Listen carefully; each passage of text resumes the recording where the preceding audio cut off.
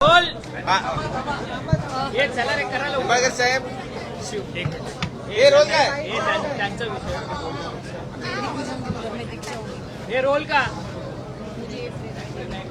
Sir तुमच्या आता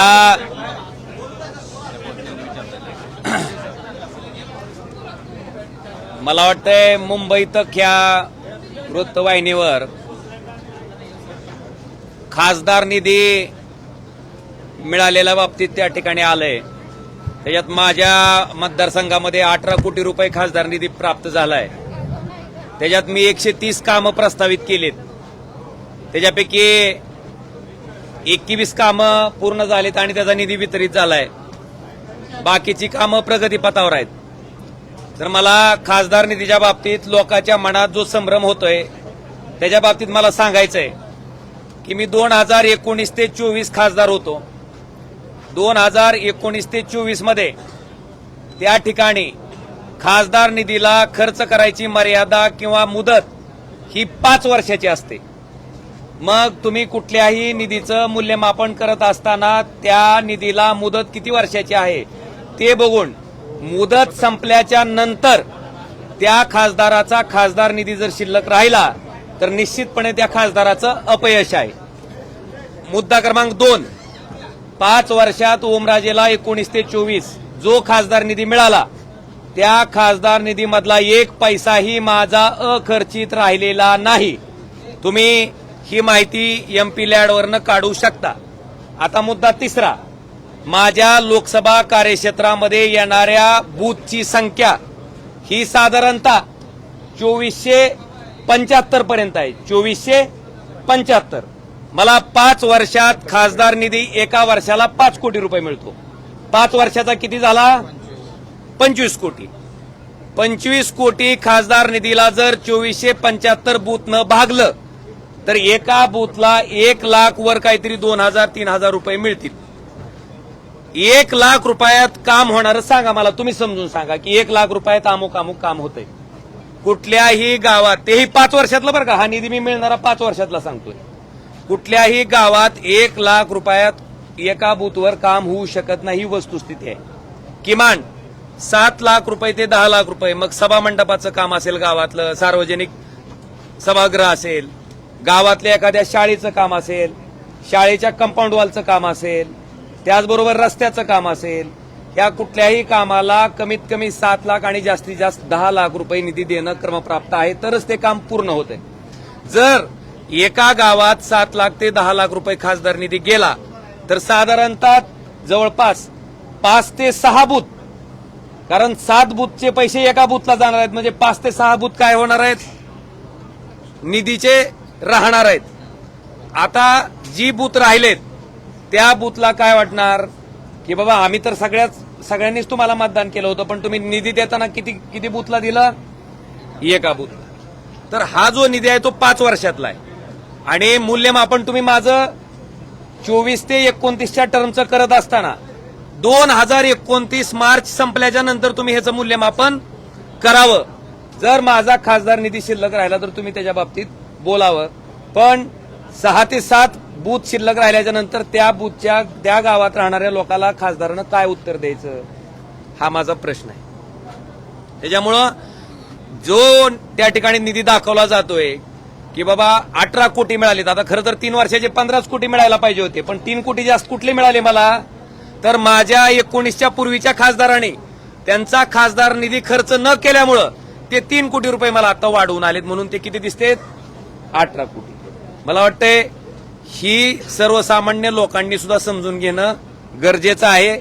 आणि शेवटी आम्ही लोकप्रतिनिधी म्हणून काम करत असताना गावातल्या प्रत्येक माणसाचं अपेक्षा आमच्याकडनं असते किंवा खासदारांनी आमच्या गावात कुठलं एक ना एक तरी काम करावं आणि ती त्याची मागणी ही माफक आहे, ती पूर्ण केली पाहिजे. काल मला असाही प्रश्न विचारण्यात आला की ज्यावेळेस काँग्रेस राष्ट्रवादीचं सरकार होतं त्यावेळेसच्या कुठल्या आमदारांना असं म्हणलं नाही की मला विकास करायचा आहे म्हणून किंवा मला लोकांची कामं करायची म्हणून मला सत्तेत जावं लागतं. मी 2009ला पण आमदार होतो. 2009ला मी आमदार असताना काँग्रेस राष्ट्रवादीचं ज्यावेळेस कधी सरकार होतं त्यावेळेस किमान 40% विकास निधी त्या विरोधी पक्षाचा जरी आमदार असला तरी त्याला दिला जात होता. मला वाटतं आताची जर परिस्थिती आपण बघितली तर आकडेवारी काढल्याच्या नंतर तोही विकास निधी आपल्याला लक्षात येईल. खासदार निधी ठीक आहे, पण बाकीचा जो विकास निधी आहे, जिल्हा नियोजन समितीचा असेल, आपले विविध शासनाचे हेड असतील, त्याचा मिळणारा निधी सुद्धा विरोधी आमदाराचा, विरोधी खासदारा जर आपण काढला तर मला वाटतंय ह्या प्रश्नाचं उत्तर त्या ठिकाणी आपल्या सगळ्याला आपसूक मिळेल. आणि सगळ्यात महत्वाचं, आम्ही शेवटी मतदारसंघातल्या सर्वसामान्य माणसाशी देणं लागतोय. मी माझ्या आयुष्यातला पूर्ण वेळ मतदारसंघातील सामान्य माणसासाठी दिलाय आणि त्या सामान्य माणसाला सुद्धा जर आपण विचारलं की बाबा ओमराजे खासदार म्हणून काम करत असताना तुमची कुठलीही अडचण आली तर ओमराजे तुम्हाला उपलब्ध होता का? तुमच्या अडचणीच्या काळात ओमराजे उपलब्ध होता का? तुमच्या समस्याच्या काळात ओमराजे उपलब्ध होता का? मला वाटतं ह्या प्रश्नाचं सुद्धा उकल तुम्ही करणं गरजेचं आहे. आम्ही काम करत नसू, आम्हाला त्या ठिकाणी काहीच केलं नसेल आणि जर आम्हाला नाही लोकांनी रिझल्ट दिला तर आम्ही निश्चितपणे मान्य करू. मी स्थानिक स्वराज्य संस्थेचं सुद्धा बोललो, मी अजून परत त्याचं तुम्हाला परत रिपिटेशन करतो. जिल्हा परिषद, पंचायत समिती आणि नगरपालिका ह्या तिन्ही निवडणुकामध्ये आमचे निष्ठावंत कार्यकर्ते जे माझ्यासारखेच 24 तास लोकांसाठी काम करणार आहेत, मी अनेक लोकांचं नाव या ठिकाणी घेऊ शकतो. हे नगराध्यक्ष पदासाठी, नगरसेवक पदासाठी, जिल्हा परिषद सदस्य पदासाठी, पंचायत समितीसाठी निवडणूक लढवत होते. असं असताना सुद्धा पूर्ण धाराशिव लोकसभा मतदारसंघामध्ये त्या ठिकाणी आमच्या सदस्यांना अतिशय दारुण पराभव स्वीकारावा लागला. मग आमची लोक त्यावेळेस निवडणूक लढवत होते, ही निष्ठावंतच होती, मशाल या चिन्हावरच निवडणूक लढवत होते. मग आमच्या लोकांना 3 नंबर 2 नंबर, धाराशिवचं उदाहरण, सोमनाथ गुरव नाव, तुम्ही वाटल्यास धाराशिवला जावा. सोमनाथ गुरव नावाचा जो नगराध्यक्ष पदासाठी उमेदवार होता तो 2 टर्मचा नगरसेवक आहे.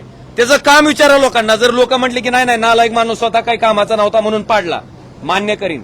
पण लोक जर म्हणले की हा काम करत होता, 24 तास लोकांसाठी देत होता आणि तरी सुद्धा त्याचा पराभव झाला, तर निश्चित तुम्ही, मला वाटतंय की मी सुद्धा जनतेला प्रश्न विचारणं गरजेचं आहे की बाबा ह्या कार्यकर्त्यांचा का पराभव झाला.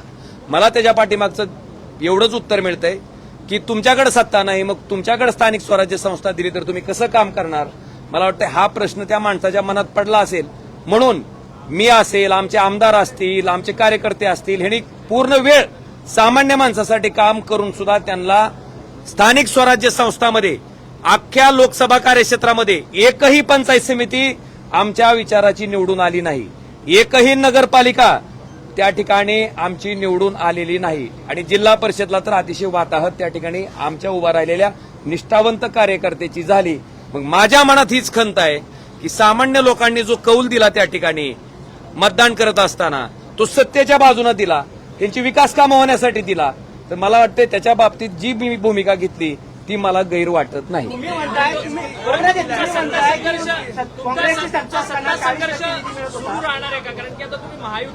माझा आयुष्यातलं राजकारणात येण्याचं कारण मी कधीही लपवून ठेवलेलं नाही, मी कधीही झाकून ठेवलेलं नाही आणि माझ्या मतदारसंघामध्ये जे मी बोललोय त्या मुद्द्यावर मी ठाम आहे की माणूस कुठल्या का पार्टीनं असना, पण ज्याचा विचार नीच आहे, ज्यानं नीच कृत्य केलंय, अशा माणसाला माझा कायम विरोध असणार आहे आणि तो विरोध तुम्हाला इथून पुढच्या कालखंडामध्ये सुद्धा कायमस्वरूपी दिसत राहील.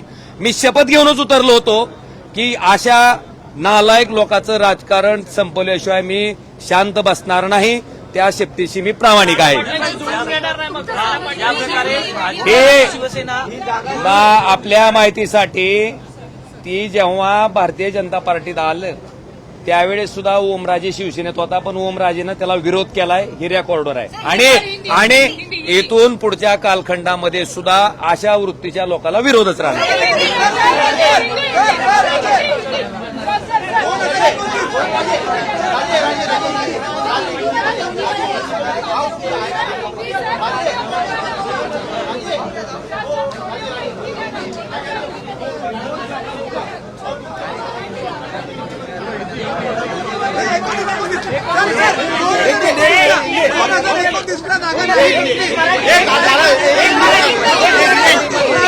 जाऊ का हिंदी हो जाता राजे जो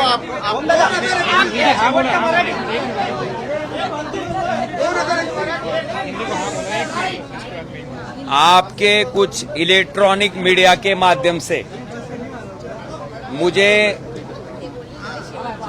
सांसद बनने के बाद वहां पे जो मेरे चुनाव क्षेत्र के विकास के लिए जो निधि आवंटित होता है उसके बारे में आंकड़े दिए गए हैं। मैं इसके बारे में स्पष्ट करना चाहता हूं कि एक सांसद को एक साल में उसके चुनाव क्षेत्र के विकास के लिए 5 करोड़ रुपए आवंटित किए जाते हैं। 5 साल का अगर आप हिसाब देखेंगे तो 25 करोड़ रुपए एक सांसद को एक टर्म में 5 साल में मिलते हैं और आवंटित निधि को खर्च करने के लिए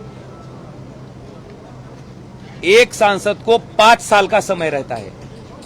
मुझे लगता है एमपी लैड फंड का जो कुछ मूल्यमापन आप कर रहे हैं वो 5 साल खत्म होने के बाद आपने करना चाहिए, क्योंकि उसका लिमिट जो है खर्च करने का वो 5 साल है। आप अगर उदाहरण के तौर पर देखेंगे तो 2019 से 2024 तक मैं सांसद था। इन 5 सालों में मुझे जो निधि आवंटित हुआ मेरे चुनाव क्षेत्र के विकास के लिए वो पूरा का पूरा निधि मैंने 100% खर्च किया हुआ है। अभी मेरा दूसरा टर्म चल रहा है, उसमें 24 से 29 तक जो निधि मुझे मिलेगा वो पूरा का पूरा 29 के बाद अगर एक पैसा भी बचता है तो उसके लिए मैं बिल्कुल जिम्मेवार हूं। दूसरी बात, जो बताया जाता है कि बाबा 5 करोड़ रुपए यानी 5 साल के 25 करोड़ रुपए में चुनाव क्षेत्र में मेरे वार्ड कितने हैं, तो 2475 मेरे चुनाव क्षेत्र में वार्ड है और उन सारे वार्डों ने मुझे वोट डाला है। तो 25 करोड़ को अगर आप 2475 चुनाव क्षेत्र के वार्ड से अगर आप डिवाइड करेंगे तो हर एक वार्ड में 1 लाख रुपए और उससे आगे 2000 रुपए, 1 लाख 2000 रुपए या 3000 रुपए कुछ तो हिसाब आएगा। 1 लाख रुपए में एक वार्ड में क्या काम कर सकते हैं हम? कुछ भी नहीं हो सकता। 1 लाख रुपए में कुछ काम नहीं हो सकता। कम से कम 7 लाख रुपए से 10 लाख रुपए तक अगर कोई सभागृह देना होगा, कोई रास्ता करना होगा, स्कूल के लिए इमारत एक जो उसकी वर्ग खोली होती है वो देनी होगी, तो उसके लिए कम से कम 7 लाख रुपए से 10 लाख रुपए तो निधि आवंटित करना जरूरी है। इस काम को अगर एक वार्ड में हम निधि ये 7 लाख रुपए से 10 लाख रुपए देंगे तो मुझे लगता है लगभग 6 से 7 प्रभाग 6 जो वार्ड है वो निधि से वंचित रहेंगे और वहां के लोगों को ऐसा लगेगा कि बाबा एक ही वार्ड में आपने निधि आपका दिया है, 6 वार्ड को आपने निधि दिया नहीं है, तो उनको भी अन्याय की भावना उनके मन में भी आएगी। इस कसौटी की सीढ़ी पे हम चलते हैं। तो मेरा कहना इतना ही है कि ये हमारे सामने आने वाली दिक्कतें हैं। मुझे लगता है कि उसका स्पेकुलेशन दूसरा करना और उसमें बताना कि बाबा इतना निधि 18 करोड़ रुपए मिले हैं तो सांसद क्यों चिल्ला रहे हैं कि उनको जो काम करने हैं उसके लिए निधि नहीं मिलता, उस निधि का हिसाब मैंने आपके सामने रखना जरूरी समझा। इसके लिए ये हिसाब मैंने आपके सामने रखा है और मेरा मूल्यमापन आप 19 से 24 का जो मेरा निधि मिला है मुझे एमपी लैड का, अगर उसमें से 1 पैसा भी बचा होगा तो उसके लिए मैं जिम्मेवार हूं। मेरा 1 पैसा भी बचा हुआ नहीं है।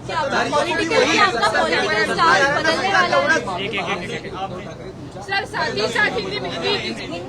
ही साथ उद्धव ठाकरे गुट से ये भी कहा जा रहा है कि आपके साथ जो भी लोग जुड़े हुए उनका आपसे भरोसा उठ गया है। साथ ही साथ ऑपरेशन तुड़वा की भी उन्होंने घोषणा की है। इस तरीके से बयानबाजी सामने आ रही, संजय राउत ने गालियां तक दी हुए।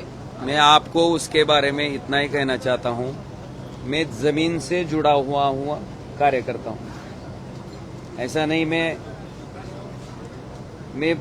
पूरा मेरा जितना समय मिलता है, मेरा कुछ व्यवसाय भी नहीं है, ना मेरी कुछ शुगर फैक्ट्री है, मेरी कोई शैक्षणिक इंस्टीट्यूट है, और मेरा पूरा का पूरा समय जो मेरे चुनाव क्षेत्र के लोग हैं, जो एकदम आखिर का तबका है, उनसे मैं डायरेक्टली जुड़ा हुआ हूं। उनके लिए मैं काम करता हूं और मेरा काम प्रामाणिक है, मैं उनके लिए करता हूं, ये विश्वास उन लोगों के मन में भी है।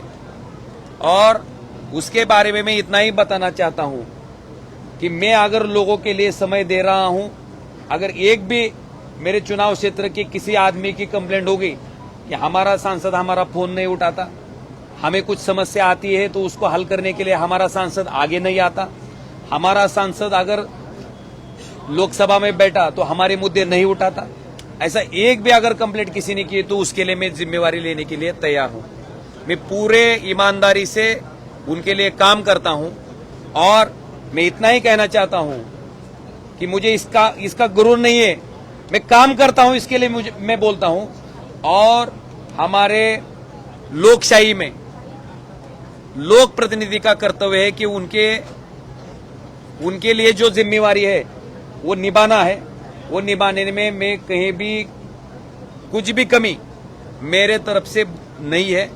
और मुझे लगता है निश्चित तौर पर कुछ लोगों को मेरे ऊपर प्यार है, एकदम कनेक्ट हो, उनको ऐसा नहीं लगता कि ये सांसद है, उनको लगता है कि मेरे घर परिवार का कोई तो आदमी है। तो उसके कारण कुछ लोगों को मेरे ऊपर इंस्टेंट रिएक्शन जो रहती है वो आई है। मैं उसके बारे में कभी झुटलाता नहीं। और आपको एक बात बताना चाहता हूं, मेरा कमेंट सेक्शन अभी तक बंद नहीं हुआ है, मैं सुन रहा हूं, जो कुछ बोल रहे हैं मैं सुन रहा हूं, मैं सारे फोन भी ले रहा हूं, उनसे बात कर रहा हूं मैं कि ये निर्णय के लिए मुझे किस मजबूरी में आना पड़ा, किस लिए मैं आया हूं, ये भी बात उनको समझा रहा हूं।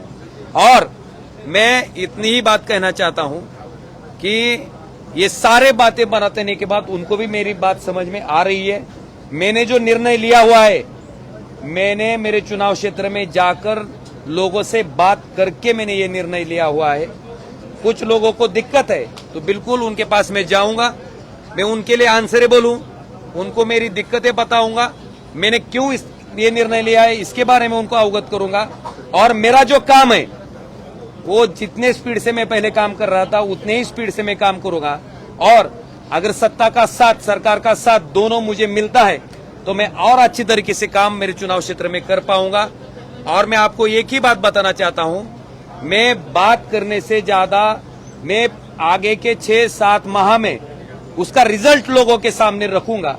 मुझे लगता है वो रिजल्ट देखने के बाद लोग भी मेरे निर्णय के पक्ष में आ जाएंगे। सजा दिलाने की बात की थी और इस मुद्दे को काफी उठाया था, क्या लगता है सत्ता निश्चित तौर पर मेरा राजनीति में आने का मकसद सिर्फ वही है। जिस प्रकार से मेरे पिताजी और उनके जो ड्राइवर थे समत जी, उनकी घिनौनी तरीके से जो हत्या की गई थी, जिस कारण से की गई थी, वह कारण उनके पॉलिटिकल अपोनेंट का इस जन्म में पूरा नहीं होने देने का, इसके लिए मैं पॉलिटिक्स में आया था, इसके लिए मैं राजनीति में आया था। और उसके बाद मैंने कोर्ट की लंबी लड़ाई मेरे परिवार ने और मैंने लड़ी है, उसके लिए लगभग 20 साल गए हैं। जिसने ये हत्या करवाई थी वो होम मिनिस्टर रहने के कारण स्टेट की पुलिस इसमें अच्छे तरीके से इन्वेस्टिगेशन नहीं कर रही थी। इसके बारे में हमने माननीय उच्च न्यायालय मुंबई को अवगत किया, उनके सामने याचिका दी कि बाबा ये जो तपास है वो महाराष्ट्र पुलिस से निकालकर आप सीबीआई को वर्ग कीजिए। इसके बाद माननीय उच्च न्यायालय के आदेश के ऊपर मुझे लगता है महाराष्ट्र की पुलिस तपास में कुताही बरत रही है। ये सामने आने के बाद ही माननीय उच्च न्यायालय ने ये जो इन्वेस्टिगेशन है वो सीबीआई के पास भेज दिया गया।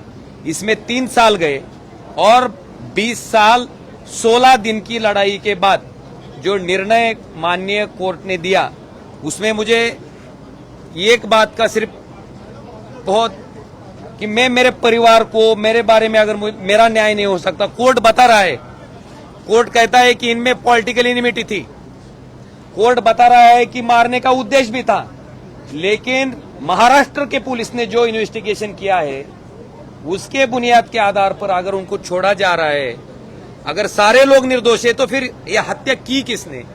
ये सवाल मेरा न्यायपालिका के सामने है।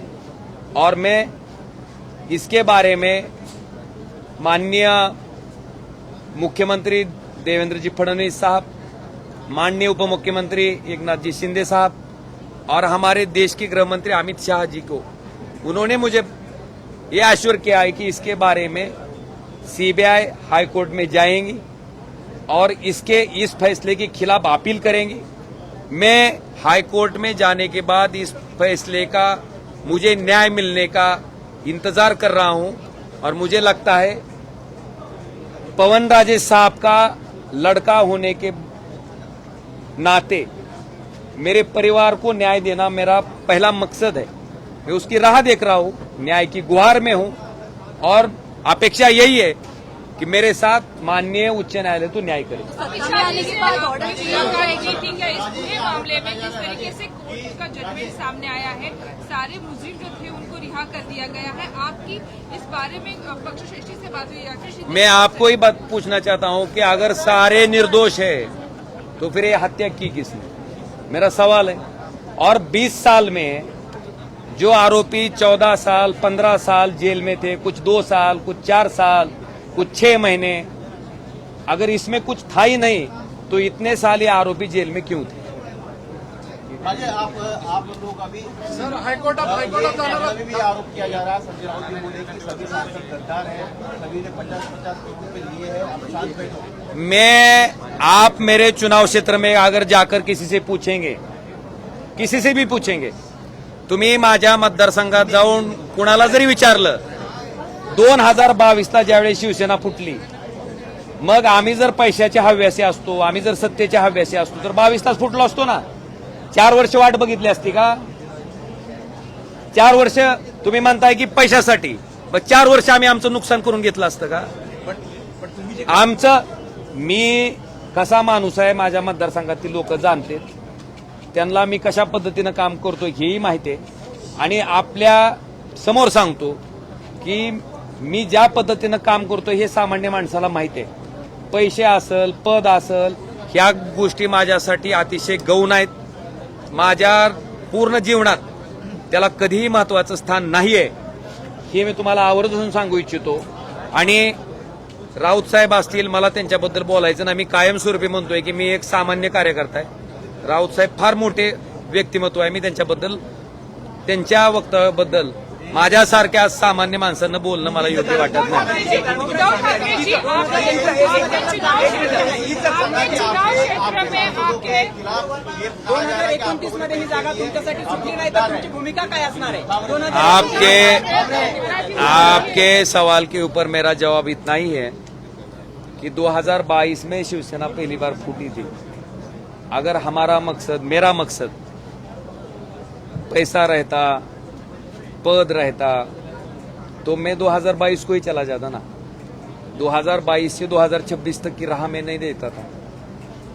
दूसरी बात, मेरे चुनाव क्षेत्र का जो मतदाता है, इसके बारे में मेरा आचरण रहा है, मेरा जो काम रहा है, इसके बारे में भली भांति उसको पता है मैं किस प्रकार काम करता हूं और मैं सामान्य आदमी के लिए काम कर रहा हूं। मेरे इसमें पैसा होगा, कोई पोजीशन होगी, ये कभी मेरे जीवन में प्राथमिकता नहीं रही है। मेरी प्राथमिकता जो मेरे चुनाव क्षेत्र के लोग हैं, उनको कोई दिक्कत आती है तो उसके लिए मेरी प्राथमिकता रही है और इसके बारे में मेरे चुनाव क्षेत्र के लोग अवगत है। तो मैं इतना ही कहना चाहता हूं कि मेरा आचरण पता है, तो मुझे इसके लिए स्पष्टीकरण देने की भी आवश्यकता नहीं लगती। चुनाव क्षेत्र में आके सभा लेने वाले, साथ ही साथ संजय दीना पाटिल के यहाँ पे भी उन्होंने सभा ली थी। 6 सांसदों का जो चुनाव क्षेत्र है वहाँ पे जाके उद्धव ठाकरे कुछ सभा लेने वाले हैं। निधीचं कारण तुम्ही सांगताय, त्या कारणामध्ये जर एमपी लॅडचा तुम्ही उल्लेख केला, सत्ताधारी आणि विरोधक या जर निधीची तुलना केली तर साधारणपणे 13 कोटी ते 18 कोटीचा निधी आहे। तुम्ही जे कारण सांगितले की निधीच मिळत नव्हता, तर एमपी लॅडमध्ये तसं दिसत नाहीये। 6 खासदारांचा निधी साधारणपणे 13 कोटी ते 19 कोटीच्या दरम्यान आहे। त्याबद्दल तुम्ही काय सांगता? साहेब, तुम्ही कुठल्या निधीचं आकलन करताय, काय प्रश्न विचारताय मला? अरे थांबा जरा, एमपी लॅडच आहे का? जिल्हा नियोजन समितीचा निधी आहे, शासनाचे एवढे मोठे हेड आहेत त्याचा निधी आहे। फक्त एमपी लॅडच्या निधीवर काय काम होतंय तुम्हाला आताच सांगितलं ना मी। एक वॉर्डात 1 लाख रुपये मिळते, एका प्रभागात, एका वॉर्डात 1 लाख रुपयात कुठलं काम होतं सांगा ना। आणि जे सत्ताधारी तुम्ही म्हणताय ना, सत्ताधारी पक्षाचे आमदार, सत्ताधारी पक्षाचे खासदार, सत्ताधारी पक्षाचे लोकप्रतिनिधी, ह्यांना मिळालेलं निधी सरकारकडनं, राज्य सरकारकडनं, केंद्र सरकारकडनं, जिल्हा नियोजन समितीमधनं ही सगळी हेडची आकडेवारी काढा आणि ह्या हेडची आकडेवारी काढून मग तुम्ही आम्हाला विचारा की बाबा तुम्हाला त्यांच्या बरोबर मिळतोय म्हणून.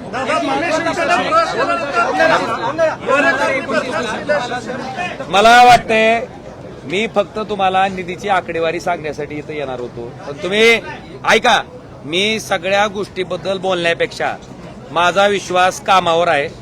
मी कामातनं ह्याचं उत्तर तुम्हाला येणाऱ्या भविष्यकाळात देईन आणि तुमचे प्रश्न बी संपणार नाहीत.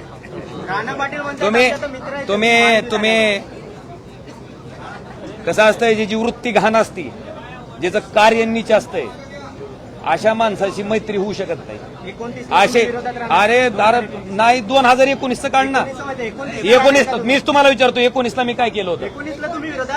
अरे बाबा मीच विचारतोय की 2019ला भारतीय जनता पार्टी आणि शिवसेना एकत्र होते, तरी ओमराजेनं काय केलं होतं? काय केलं होतं ना तुम्ही सांगा मला. विरोध ओमराजेनं विरोधच केला होता आणि ओमराजे ह्या वृत्तीला, ह्या प्रवृत्तीला विरोधच करत राहणार.